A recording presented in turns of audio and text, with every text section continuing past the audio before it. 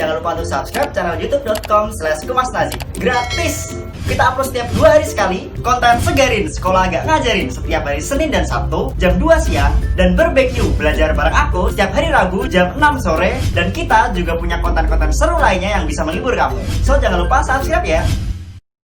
Wah, berita sudah menyebar di mana-mana, katanya Indonesia akan menghadapi resesi di tahun 2020. Singapura telah menyatakan resesi dan banyak berbagai negara lainnya juga telah menyatakan resesi karena dampak daripada virus corona COVID-19.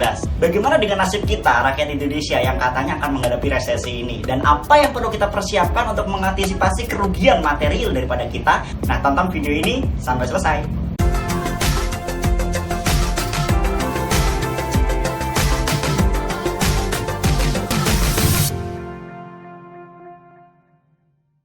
Jadi, aku membuat video ini bukan untuk berniat menakut-nakuti atau membuat teman-teman cemas atau membuat teman-teman panik, tapi aku membuat video ini untuk jaga-jaga agar kita bisa mengantisipasi, agar kita tidak jatuh pada jurang kerugian. Tujuannya adalah ke sana. Jadi, jangan salah persepsi dulu teman-teman ya. Dan resesi adalah dampak daripada pergerakan ekonomi negara yang cenderung stagnan atau bahkan minus.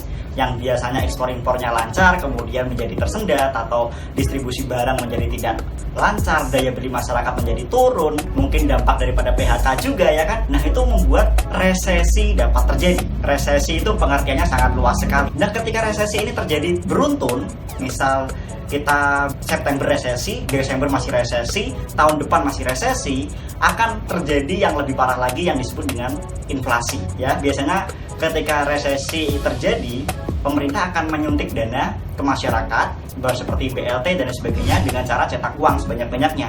Nah, ketika cetak uang ini mungkin secara regulator atau operatornya tidak ketat atau strateginya lah ya, itu tidak tepat, tentu akan menjadikan uang yang beredar di masyarakat terlalu banyak. Nah, itu yang disebut dengan inflasi. Nah, ketika terjadi inflasi, tentu harga barang-barang akan naik ya, karena uang terlalu banyak, jadi harga barang akan naik dengan sangat pesat. Nah, ketika inflasi ini terjadi, tentu pertama yang harus dihindari teman-teman adalah jangan pernah menyimpan uang cash dalam jumlah yang besar. Ya, jangan simpan uang cash dalam jumlah yang besar karena tadi kalau inflasinya meningkat, tentu uang cash kita tidak ada harganya lagi. Mungkin harga handphone bisa sampai puluhan juta atau bahkan ratusan juta, dan tentu uang kita tidak seberharga sebelumnya. Jadi jangan simpan uang kita dalam bentuk cash. Mungkin kalau resesi ini sudah terjadi berurutan atau dalam jangka waktu yang panjang, mungkin teman-teman bisa siasati dengan mengubah cashnya. Misal cash teman-teman miliaran, ubah ke properti, misal ke tanah atau ke emas, atau mungkin ke bentuk-bentuk instrumen investasi lainnya yang tidak berhubungan dengan cash secara langsung ya, biar teman-teman aman. Nah, jadi kalau Pak Tung Desmoringin, kalau ketika resesi itu uang itu is the king. Nah, itu cash is the king di awal-awal. Awal itu betul, kita punya cash dalam kondisi resesi itu kita cash, kita bisa nembak hal-hal yang menghasilkan cash flow. Nah, ini kembali lagi. Jadi cash is the king pada awal-awal krisis, tapi jangan stay cash. Kalau Anda stay cash terus, kalau betul nanti dicetak uang dan inflasi dan gini perang yang cepat ini yang terjadi, perang dagang ini, Anda cashnya nanti lama-lama tidak laku.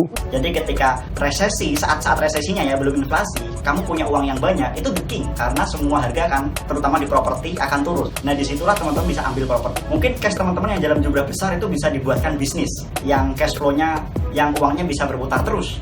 Jadi cash is the king. Tapi ketika resesi ini selesai dan masuk ke inflasi, cash hancur.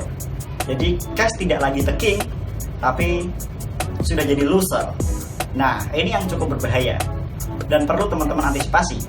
Nah, ternyata udah banyak masyarakat Indonesia yang sudah cerdas. Aku melihat harga emas itu sudah sangat-sangat tinggi sekali. Itu artinya sudah banyak cash masyarakat yang sudah dipindah ke emas. Karena harga emas itu sekarang udah tinggi banget ya, yang dulunya 2 bulan atau Januari kemarin ya, itu cuma harganya 500-600 ribu, sekarang sudah hampir 1 juta rupiah.